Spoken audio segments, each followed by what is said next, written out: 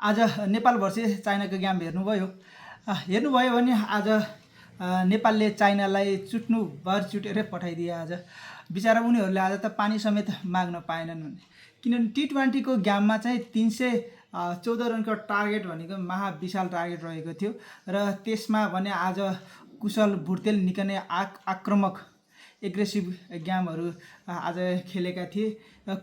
कुशल भुर्तेलले आज 43 बलमा 129 रनको प्रहार गरेका थिए, जसमा उनको स्ट्राइक रेट पनि 300 को रहेको थियो। निकै नै आक्रामक थियो। आज कुशल भुर्तेल रोकिएकै थिएनन्। उनले आज आफ्नो नाममा पनि एउटा कीर्तिमान दर्ता गर्न सफल भएका छन्, जुन प्राय जसो ब्याटरहरूलाई आफ्नो नाममा गराउन त एकदमै ठुलो इच्छा हुन्छ तर निकै नै कठिन रहन्छ। त्यो भने 6 बलमा 6 छक्का प्रहार, त्यो भने निकै नै सुन्दर कीर्तिमान उनले आफ्नो नाममा दर्ता गर्न सफल भएका छन्। त्यो कीर्तिमान भने हाम्रै टिममा, नेपाल टिममा भने दिपेन्द्र सिंह एरीको नाममा रहेको छ। यो 314 रनको विशाल टार्गेट भने हाम्रो नेपालले यसभन्दा अघिल्लोचोटि पनि मङ्गोलिया विरुद्ध प्रहार गरेको थियो। यो भने हाम्रो सेकेन्ड हाइएस्ट स्कोर रहेको छ। यसैमा आज भने कुशल मल्ल पनि निकै नै राम्रो इनिङ आज खेलेका थिए। कुशल मल्लले आज 47 बलमा भने 85 रन प्रहार गरेर आज भने उनले इनिङ बिल्डअप गर्ने कामहरू गरेका थिए। आज भने चल्न नसकेका भनेको आसिफ शेख रहेका थिए, हाम्रो क्लासी प्लेयर। आज भने उनी शान्त रूपमै पेभिलियन फर्किन पुगे। कुशल मल्लले ब्याटिङमा मात्र होइन, उनले आज बलिङमा पनि एउटा चमत्कार नै गरेका थिए, किनभने उनले 8 बल फालेर 3 विकेट लिए, तर उनले 1 रन पनि चाइनालाई भने लिन दिएनन्। आफूले भने यति धेरै रन समेटे, तर आफूले दिनै पर्ने बेला भने उनले 1 रन पनि दिएनन्। यो पनि कीर्तिमानै हुनसक्छ, किनभने 8 बल फालिसक्दाखेरिसम्म पनि 1 रन पनि नआउनु भनेको पनि यो पनि कुनै किसिमको एउटा कीर्तिमान पनि हो कि जस्तो पनि मलाई लागिरहेको छ। उता भने चाइनाले भने त्यो स्कोर देखेरै डराए जस्तो थियो, आत्तिए जस्ता देखिन्थे। चाइनातिर भने त्यस्तै खासो त त्यति ठुलो स्कोर कसैले प्रहार त गरेनन्, तर चाइनामा कसैले भने सन्दीप लामिछानेलाई भन्यो, कसैले प्रहार चाहिँ गरेका थिए। लामी छानेलाई भने 26 रन प्रहार गरेको छ 1 ओभरमा, त 14 ओभरमा, जसमा उनले 3 वटा छक्का, चौका चाहिँ एउटा र एउटा बाई रन गरेर उनले 26 रन प्रहार गर्न चाहिँ सफल भएको थियो। पक्कै पनि उनी प्लेयर भने चाइनाको अब गन्ने चुन्नेको प्लेयर हुनेछन्, किनभने सन्दीप लामिछाने जस्तो प्लेयरलाई उनले भने 26 रन प्रहार गर्नु भनेको निकै नै ठुलो कुरा पनि हो। त्यसै गरी नेपालले आज सम्पूर्ण यो सबै गेममा भने उनले 28 वटा छक्का प्रहार गरेको छ। 28 वटा है, आज भने 28 वटामा त 16 वटा त छक्का भने कुशल भुर्तेलले एक्लै प्रहार गरेका थिए। आज भने उनले चाइनाले भने कुशल भुर्तेललाई राम्रोसँग सम्झिनेछ, लामो समय सम्झिनेछन्, किनभने उनले आज तर्साएर पठाएका छन्। नाम मामा भने पनि उनीहरूले भान्जालाई एक्लै पाए भने चाहिँ उनले पिटेर पठाउने रहेछन्। उनले पिटेरै नै पठाइदिए आज। अनि त्यसै गरी रोहित पौडेलले पनि राम्रो इनिङ खेलेका थिए उनले, किनभने 21 बलमा 69 रन र 328 को स्ट्राइक रेटले भने राम्रो गेम खेले।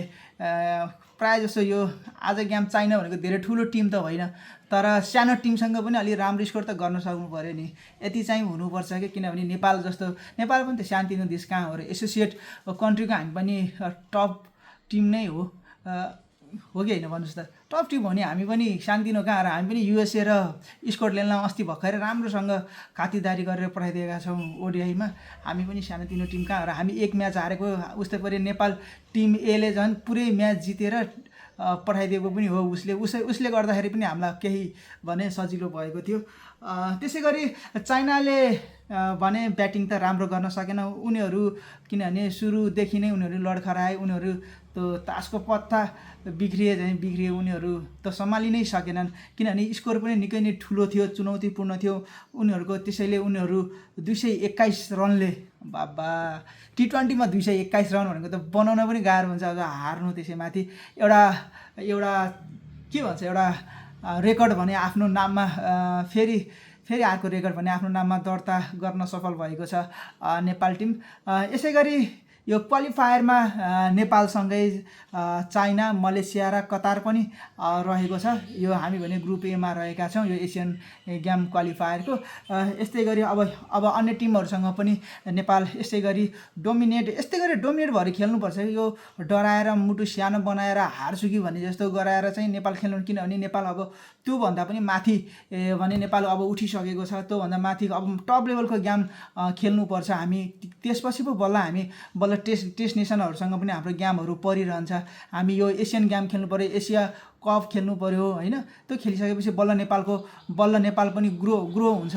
नत्र भए यही सानो टिमहरूसँग खेल्यो, यिनीहरूलाई पिट्यो, फेरि यो क्वालिफायर गेम खेल्न गयो गर्दाखेरि हाम्रो भने त्यो लेभल भने सधैँ एकै ठाउँमा रहिरहेको छ। यो भने अब माथि उठोस् भन्ने हामी चाहन्छौँ र त्यसै अनुसार सरकारले क्यानले पनि त्यसै अनुसार लगानीहरू गरिरहेको छ, सम्पूर्ण सेवा सुविधाहरू दिइरहेको छ। त्यो अनुसारको खेल भने हाम्रो टिमले प्रदर्शन गरिरहेको पनि छ र धेरै ठुलो आशा भन्दा पनि हरेकचोटि राम्रो खेलोस् भन्ने हामी चाहन्छौँ।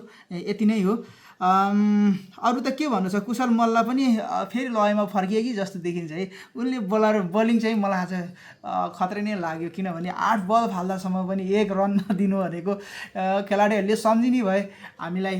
बिचरा आज खेलाडीहरूले राम्रोसँग खाना पनि खान पाउनन् कि खाँदैनन् कि जस्तो पनि लागिरहेको छ। आज सुत्दैनन् होला चाइनाका केटाहरू, किनभने आज केटाहरूले साह्रै नराम्रो दिन भोगेर गएका थिए।